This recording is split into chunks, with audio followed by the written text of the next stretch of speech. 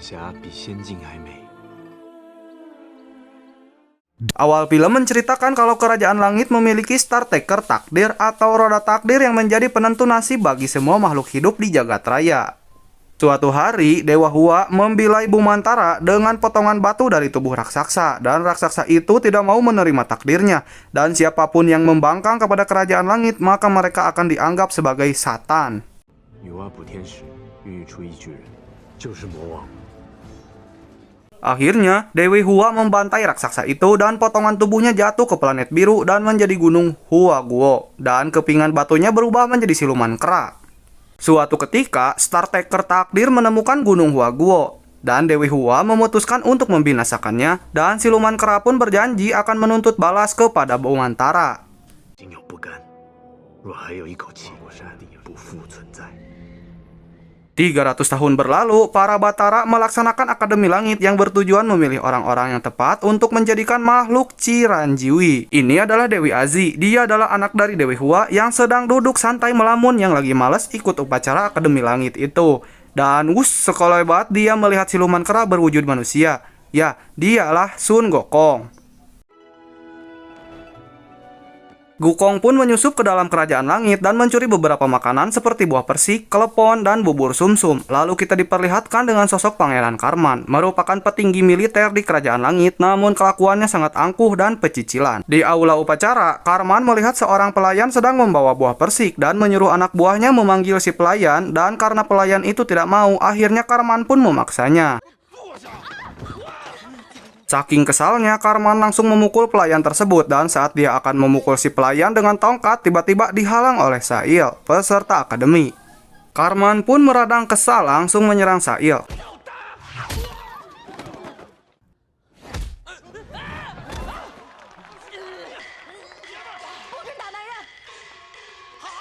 Karena dipermalukan depan umum, Karman murka lalu akan menyerang Dewi Azi. Namun dihadang si Bolenang, bak superhero yang menuju ke arah Karman.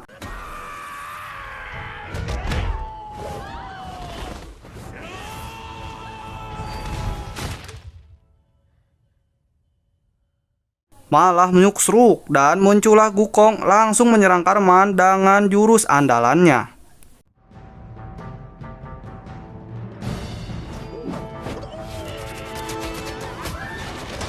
Karena keok, Karman menyuruh anak buahnya menangkap Gukong. Sontak dia langsung mengeluarkan tongkat saktinya dan anak buah Karman pun langsung menyerangnya.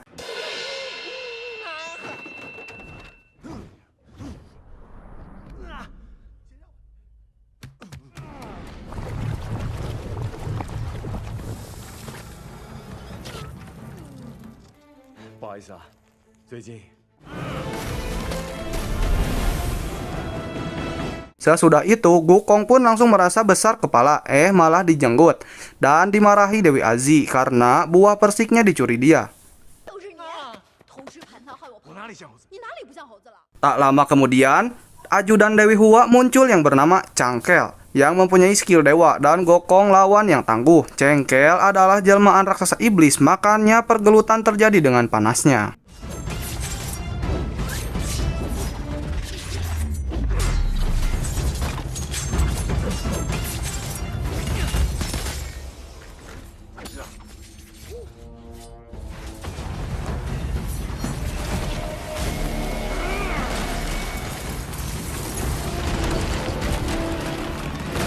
Saat Gukong akan menyauk Cangkel dengan tongkat raksasa, Dewi Azi muncul tiba-tiba menghentikannya dan berhasil menahan tongkat raksasa itu dengan satu jari saja, yang dibantu pula oleh pengawal Dewi Azi yang bernama Pecai, yang bikin Gukong terpelanting. Karena merupakan siluman terkuat, tentu saja Gukong tidak akan gampang menyerah.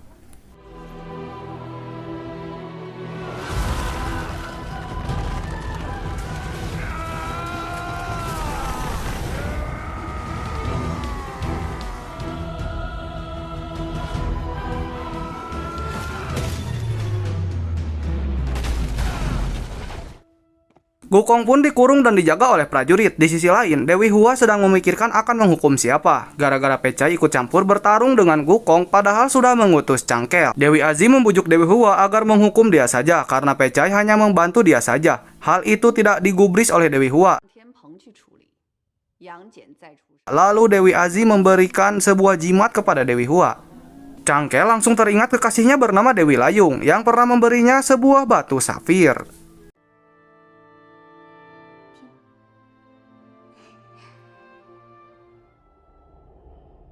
Terlihat Pecai dan Gukong dikurung. Ucap Pecai tidak keberatan dengan hukuman itu karena memang salahnya. Lalu Dewi Hua datang untuk membebaskan Pecai. Gokong pun iri karena Pecai saja yang bebas. Spontan, Gukong pun senang saat Dewi Hua memberikan mahkota emas sebagai alat untuk mengendalikan Gukong, yang mana Gukong akan merasakan sakit luar biasa saat Dewi Hua membacakan jampi-jampinya.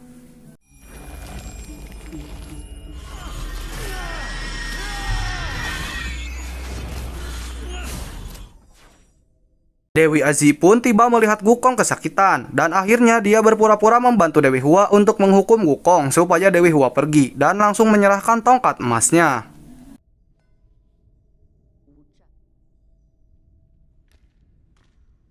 Sementara itu, Gukong tersadar bermimpi tentang masa lalunya yang diselamatkan oleh dewa, sebut saja Gundil, yang merubah Gukong seperti manusia supaya kekuatan dia bisa dikunci.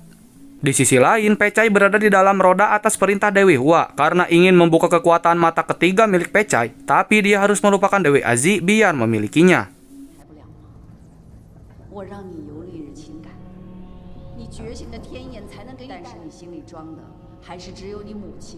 Dewi Azi merawat Gukong sembunyi-sembunyi sampai mencukur rambutnya. Karena hasil cukurannya tidak mengikuti fashion zaman now, dia pun marah.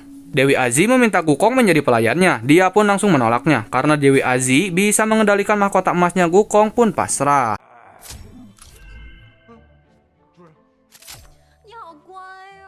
Ibarat si Hua-Hua, Dewi Hua memperlakukan Gukong yang bikin dia merasa kesal dan langsung menggabruk Dewi Azi. Mereka malah bertatapan kasih. Dewi Azi pun malu-malu kucing nih.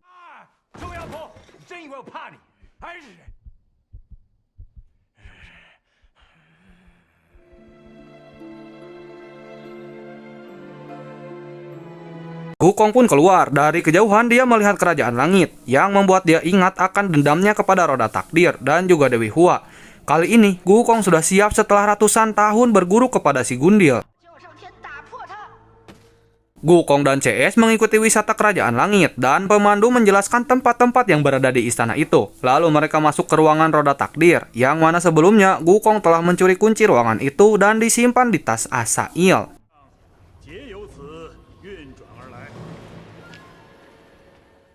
Dewi Hua lalu bercerita tentang roda takdir dan pembabadan Gunung Huaguo kepada mereka, yang membuat darah Gukong mendidih. Sebelum Gukong keluar, Dewi Azi menyangkal perkataan Dewi Hua yang tidak suka dengan hasil roda takdir.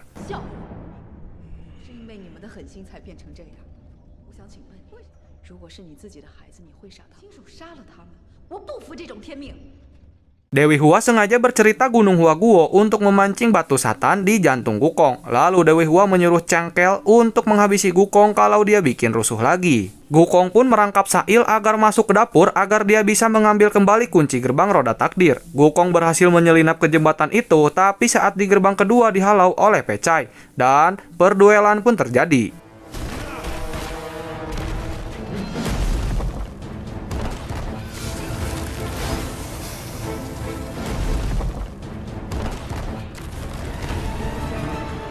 Datanglah Cangkel yang membantu Pecai yang ditugaskan oleh Dewi Hua. Dewi Azi dan Sail berupaya menyudahi perduelan itu.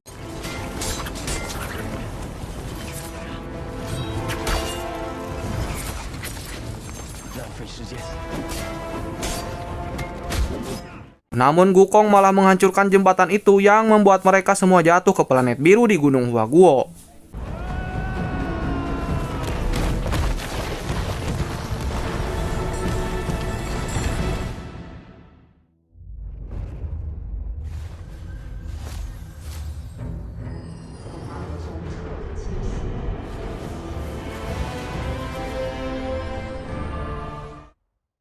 Mereka menyerang Gukong yang tidak berdiam diri membiarkan batu iblis yang ada di dalam jantung Gukong bangkit. Di gunung itu, anehnya kekuatan mereka tidak berfungsi. Alhasil mereka harus bertarung seperti manusia biasa. Perduelan sedang terjadi. Dewi Azi dan Sail melihat kerumunan penduduk. Dewi Azi langsung keluar menghampiri penduduk yang terlihat akan menyerang tempat itu.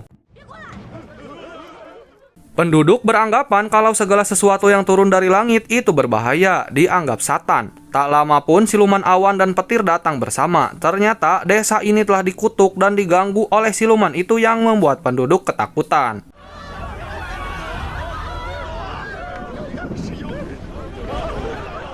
Penduduk pun langsung berlindung di dalam bangunan itu dan warga yang tertinggal akan disedot oleh siluman awan.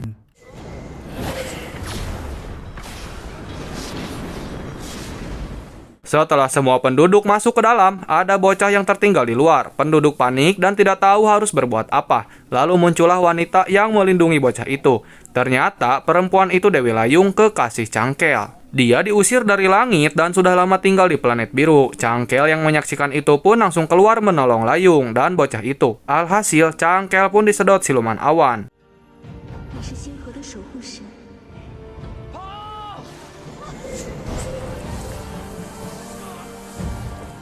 Untungnya, Gukong dan Pecai berhasil menarik tangannya.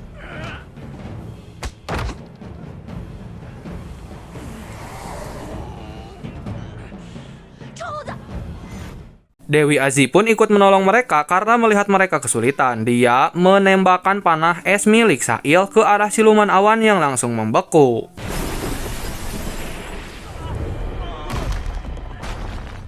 Cangkel pun tersadar dari pingsannya. Layung masuk memberi makan, namun disambut pelukan dari Cangkel. Nah, Layung seperti tidak senang dengan pelukan itu, dan ternyata Layung hilang ingatan setelah diusir dari langit. Di tempat yang lain, Gukong dan Pecai tersadar dengan keadaan terikat yang dilakukan oleh Dewi Azi, supaya tidak lagi terjadi perduelan di antara mereka. Dewi Azi ingin membantu penduduk dari kekeringan akibat ulah siluman awan. Akhirnya, Gukong dan Pecai mau membantu Dewi Azi, begitu juga Cangkel. Penduduk pun antusias untuk mengalahkan siluman awan itu karena menyaksikan kegigihan dari dewa-dewa itu yang diyakini bisa menolong mereka. Berdasarkan ide Gukong akan menyebab siluman awan dengan cara menutup jalur sinar matahari dengan kain-kain biar menjadi gelap. Mereka semua saling bantu satu sama lain, yang mana Sail bikin senjata pembeku. Akhirnya, senjata yang dibuat Cangkel pun beres dengan cepat. Sekarang mereka semua menunggu waktu yang pas untuk menjebak siluman awan. Keesokan harinya, penduduk membentangkan kain untuk menjebak siluman awan, dan makhluk itu langsung muncul.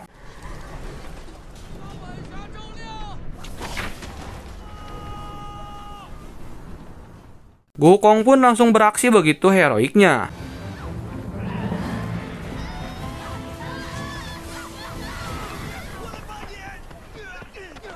Begitu juga dengan penembak yang siap membekukan siluman itu. Dan Cangkel melemparkan obor api ke dekat kain untuk membuat matahari buatan.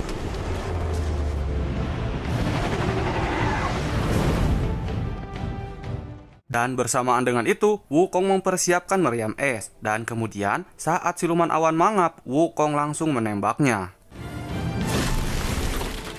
Akhirnya, hujan deras mengguyur Gunung Huaguo dan penduduk sangat senang. Di sisi lain, Cangkel masih sedih karena Layung lupa kepadanya. Padahal mereka masih memiliki batu safir. Cangkel pun pasrah menerima kenyataan. Cangkel pun memasangkan kalung batu safir ke leher Layung. Saat penduduk lagi nyalse di malam hari, tiba-tiba Sail melihat salju turun, dan datang prajurit langit yang turun. Ini bukan pertanda baik, makanya Sail mencoba mengosol prajurit itu. Sail malah nyuksuk dibuatnya. Dan salju yang turun berubah jadi es yang runcing yang dipakai sebagai senjata untuk menyerang.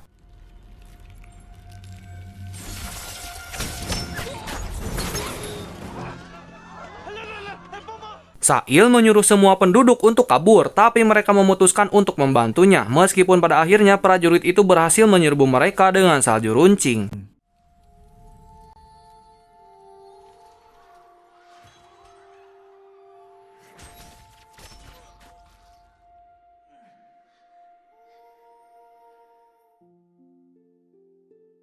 Gukong dan CS datang. Sayangnya penduduk sudah pada tidak bernyawa, begitupun Layung yang kehabisan darah. Lalu prajurit itu datang lagi membawa pasukannya yang diutus oleh Dewi Hua untuk menghabisi Gukong. Tak butuh waktu lama, Gukong langsung melawan para prajurit tersebut. Akan tetapi,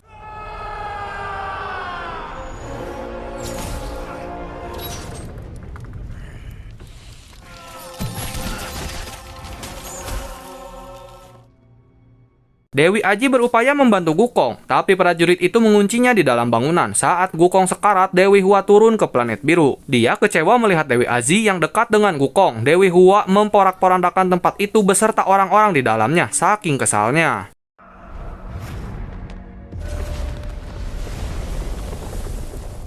Berpindah ke kerajaan langit di mana Dewi Aji dihukum yang didatangi oleh Pecai yang memberitahukan kalau Gukong juga sedang dihukum. Tapi dia lebih memilih menahan siksaan daripada harus mati. Dikarenakan oleh perasaan Gukong kepada Dewi Aji, Pecai menyuruhnya untuk membenci Gukong biar dia mati tanpa rasa sakit. Mendengar seperti itu, Dewi Aji langsung menemui Gukong. Dewi Aji pun berpura-pura membencinya supaya Gukong bisa mati. Dan benar saja tubuhnya lalaunan berubah menjadi abu. Dan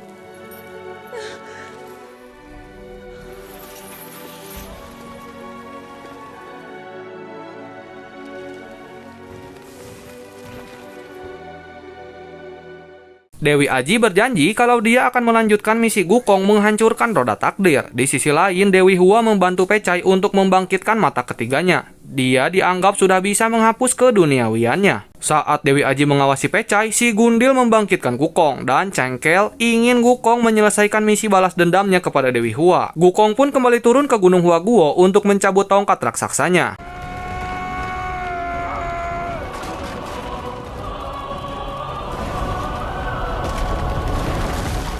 Dan Gukong pun menjelma menjadi siluman keras sejati. Sekarang dia siap menghancurkan roda takdir beserta Dewi Hua dan anak buahnya.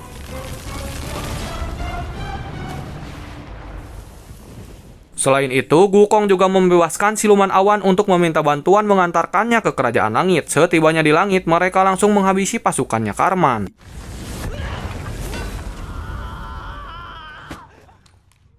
Karman pun ketakutan, dia tidak mengenali Gukong yang berwujud siluman kera itu. Makanya Gukong pun memperkenalkan dirinya lagi.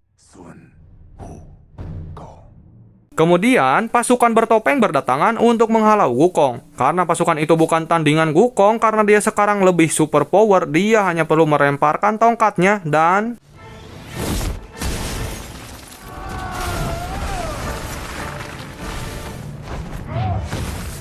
Gukong membantai pasukan itu sambil mengingat penduduk yang mati dan juga kejahatan Dewi Hua.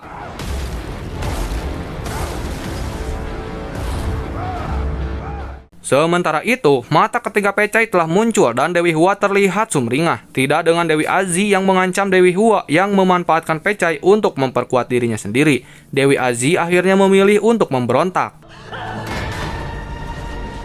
Di sisi lain, Cangkel yang sudah bangkit pun kembali ke kerajaan langit yang ingin membantu Gukong dan membalaskan dendam Layung. Sin pun beralih ke tempat Dewi Hua yang sedang mencekik Dewi Aji karena mencoba menghancurkan roda takdir. Dewi Hua berubah kejam yang memukul Dewi Aji sampai terpelanting.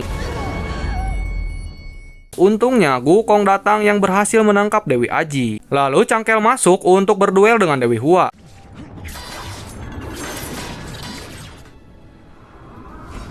Sementara itu, Gukong kehilangan Dewi Aji yang tubuhnya terlalu lemah, bikin jantungnya berhenti. Gukong pun sedih dan marah karena hal itu. Lalu Dewi Aji berubah menjadi cahaya, dan Cangkel pun tewas untuk yang kedua kalinya karena melawan Dewi Hua.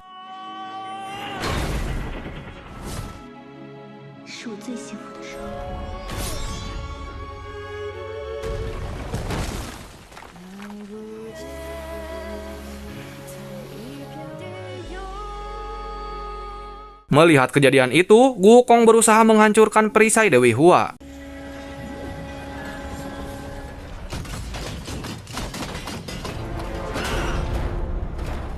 Setelah berhasil menghancurkan perisainya, Gukong langsung dibombardir luncuran pisau oleh Dewi Hua. Di saat sedang berduel dengan Dewi Hua, tiba-tiba Gukong diserang oleh Pecai. Dewi Hua berkata kalau Pecai sudah menjadi kekal dan tidak akan terkalahkan. Tapi Gukong menghiraukannya dan tetap optimis bisa mengalahkannya. Tapi kekuatan Pecai berhasil membuatnya kewalahan.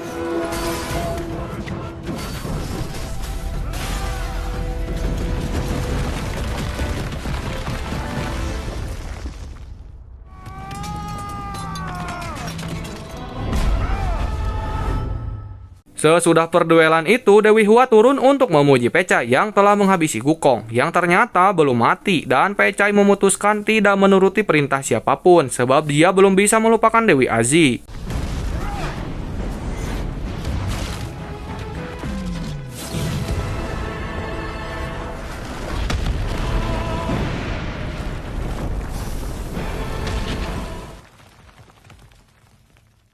Mereka akhirnya berhasil mengalahkan Dewi Hua beserta roda takdirnya, beserta Dewi Hua dan roda takdir di dalamnya. Wukong dan Pecai pun berpisah, tetapi Pecai berjanji akan menghancurkannya. Biar bagaimanapun juga, Wukong tetaplah Satan. Dan cerita pun selesai sampai di sini. Sampai jumpa lagi di lain kesempatan. Wassalamualaikum warahmatullahi wabarakatuh.